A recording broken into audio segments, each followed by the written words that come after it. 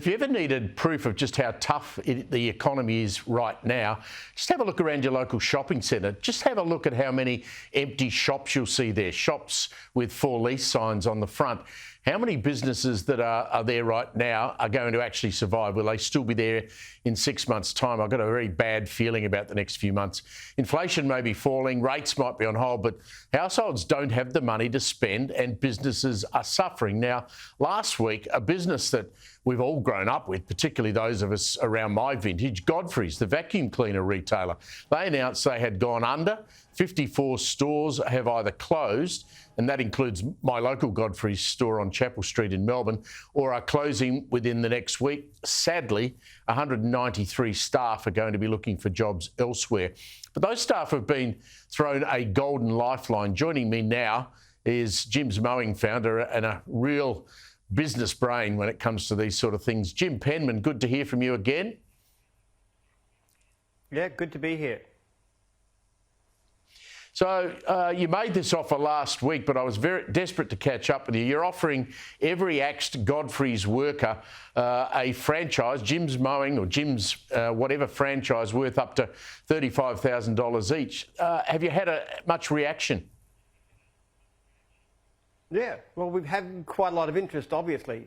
We're in a great situation, I must say. It's not quite as altruistic as it sounds, because we had over 200,000 unserviced leads last year.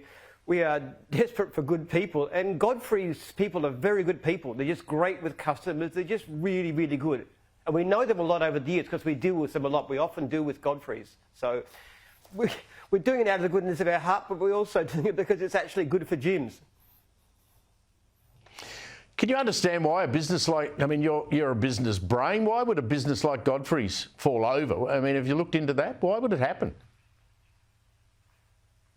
It's a tough environment, as you were saying before. It really is. A lot of businesses are going under. We're in a very privileged position, actually. We're strangely overloaded with work. We most of the time, even in the worst times, we tend to have plenty of work. So, oddly enough, recession would be good for Jim's. But not that I want that, because I don't want the people to lose their jobs and so forth. It's really sad what happened to Godfrey's. I mean, these are good people, and it's awful to lose your job. And it's not anything they've done wrong. It's just the economy. But it's tough out there. A lot of businesses are failing, and we're just in a very fortunate situation. We can help them. Well, on that, it's not just Godfrey's, as we know, Jim. I mean, every day, it seems to me, you've got a lot of construction businesses falling over around Australia. But just today, bow repairs. I mean, you and I are old enough to have had bow repairs around for our entire lives. I think it was started by Sir Frank Bow Repair back in 1922, one of our oldest and largest tyre retailers. They were folding, 700 jobs, 100 stores gone.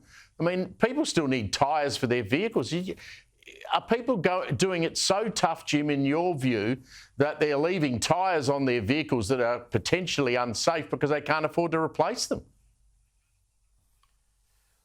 Look, I have to be blunt about it. It's a competitive marketplace out there, and service is very important. But we've started Jim's Mobile Tyres, and we're flying. We're doing really, really, really well. So in a sense, you could say it's partly our fault because our franchisees are giving such great service. And I had a puncture the other day, and I called up. I didn't know who to call. I just called the office. Someone rang back in 15 minutes later. About an hour later, they came and replaced my tyres. Just really good service. And that kind of thing counts. To survive in today's environment, you just have to be very good at what you do. It's no good just being as good as you were yesterday or last year. You've got to be really, really good. And we always work to improve what we do. We have relentless drive for better service. We measure every complaint. I personally look at every report survey that comes into the business. We are relentless about customer service. And you just got to be like that.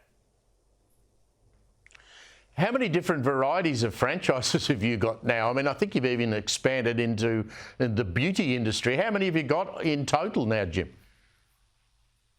It's been over 40. But the businesses that count are the ones that have got at least 30 franchisees, and there's about 25 of those, I think. The others are just starting off, or like beauty, we've got about 4, a good start. But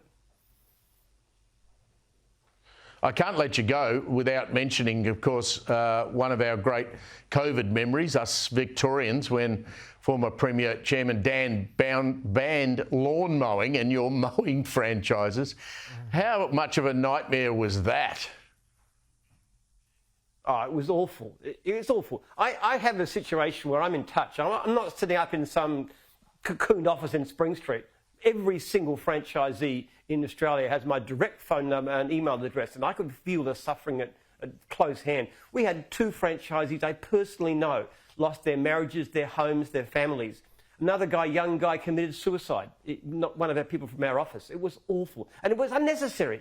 We had the worst lockdown of any city in the world. We had a higher COVID death rate than any other state in Australia. It was so unnecessary. It was so foolish. It just still makes me angry. And next time we have an epidemic, there will be one, we've got to handle it properly with health advice, not political machinations. So I could walk out the front of my place as I did and mow the nature strip, but I couldn't get my lawnmower person to come around, even if I didn't actually see them or talk to them. I mean, it was crazy.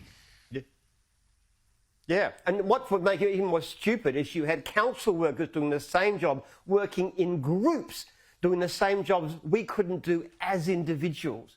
It was lunatic. They said you can't, in the latest lockdown, you can't go and wash somebody's dog in their home, no personal contact. However, if you want to take your dog to a salon crowded with people, oh, that's okay. It's just ridiculous politics. When we have an epidemic, we should make decisions based on health, not on politics. 100%, Jim. Jim Penman, thank you very much for your time. Always a pleasure to catch up.